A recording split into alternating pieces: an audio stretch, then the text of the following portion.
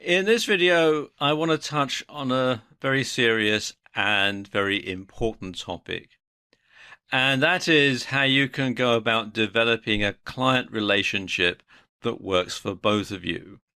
Because it doesn't matter whether you're doing business coaching or life coaching or whether you're doing sports coaching even. The relationship that you have with your client must be one that works for both of you. It must be mutually beneficial. It cannot be a one-sided exploitative relationship.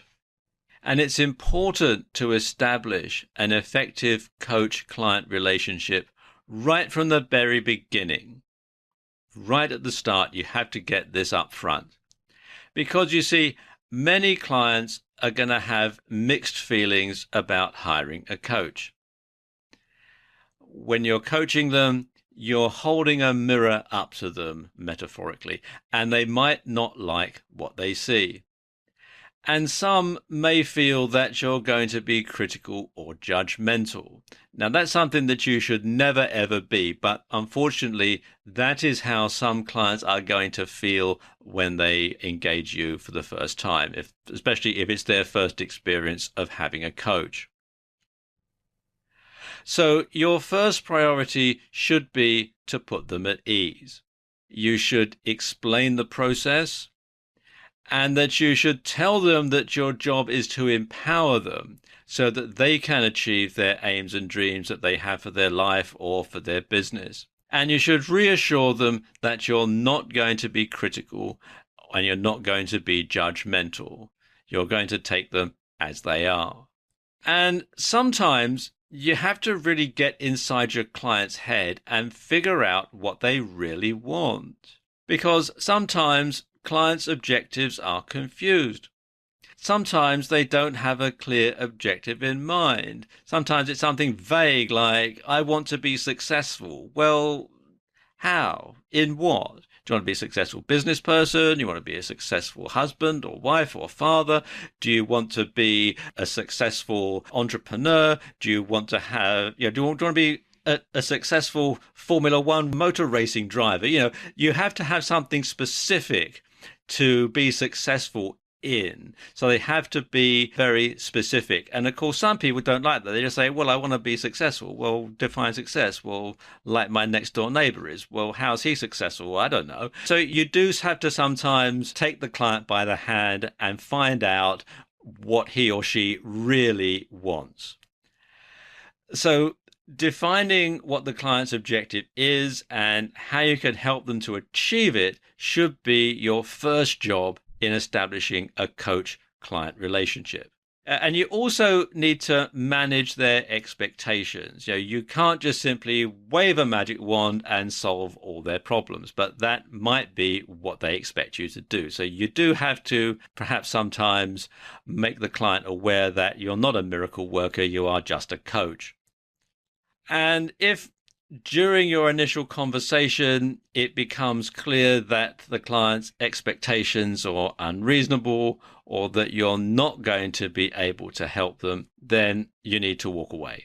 Because it must be a win-win situation for you both. Because if they've got unrealistic expectations, if they expect you to wave a magic wand and solve all their problems, be it in business or be it in life, and you're not a miracle worker because nobody is, then you've got to impress that upon them, because otherwise they're going to be disappointed, and they may be bitterly disappointed and start bad-mouthing you all over the place, and that's not a good thing to happen. So if it's not a win-win situation for both of you, then it's time to pull the plug before you've even begun. You also want to set boundaries for the work that you're going to do with your client. Now, these can be boundaries of things like session times or the venue where you're going to hold the session. You should certainly get fees and payments out of the way. You want to make sure that they know exactly what you're going to charge and when you expect to be paid. You should have diary arrangements made, especially if you're going to do one-on-one coaching. And you should have a cancellation policy so that your client can't just simply change the date and then phone up at 5 minutes notice and say, oh, I'm sorry, I can't make it. So you want to make sure that everybody agrees as to what these things are going to be before you begin. And there are more things that you can add as well. You can also include things, particularly if you're doing business coaching, things like a confidentiality policy, ethical codes. You should work out what the contact with the client's line manager or business partners are going to be if you're doing business coaching. And you should also make it clear the work that the client should be doing in between sessions. It's not going to be just you that's doing the work. They're going to have to work towards their own goal themselves. You're just going to empower them to do that.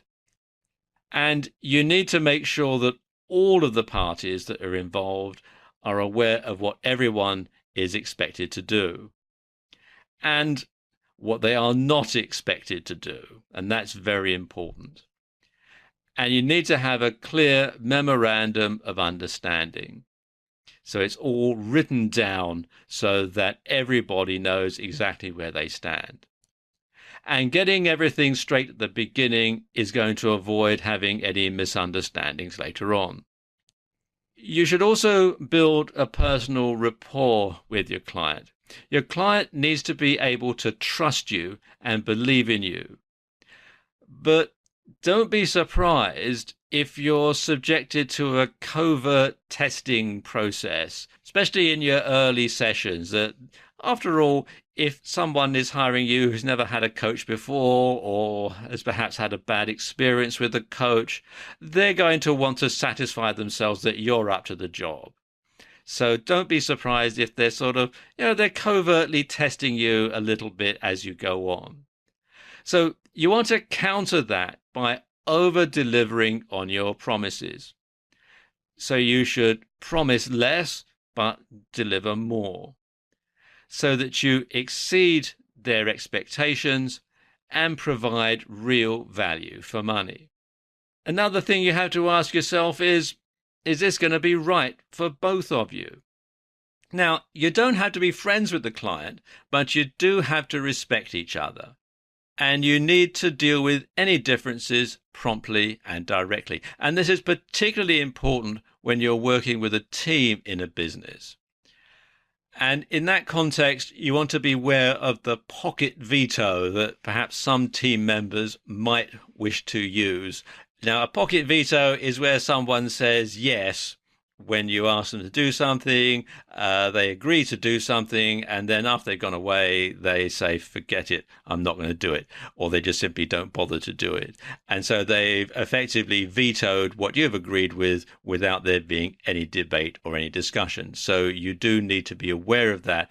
Obviously, if you're working one-on-one with a particular client, with a single client, then if they agree to do something and then they don't, well, they're only letting themselves down. But if you've got a group of people and you've got one person who perhaps isn't convinced, they may well use the pocket veto and all your work is going to be for nothing. So you have to be aware of that. And to counter that, you need to gain commitment. Once everybody starts working together and the client can see results, this will build quickly. But in the early stages, and again, if you're working with a team, this is going to be difficult, but it's not impossible. And you need to make sure that everybody who's involved in the coaching process is committed to the outcome that you've agreed on. And then you need to get on with it. You need to deliver quantifiable results for the client within the agreed time frame. Because if the results are slowly coming, the client may conclude that it's all a waste of money and drop you, and you've lost a client, and it won't do your reputation in business any favors at all.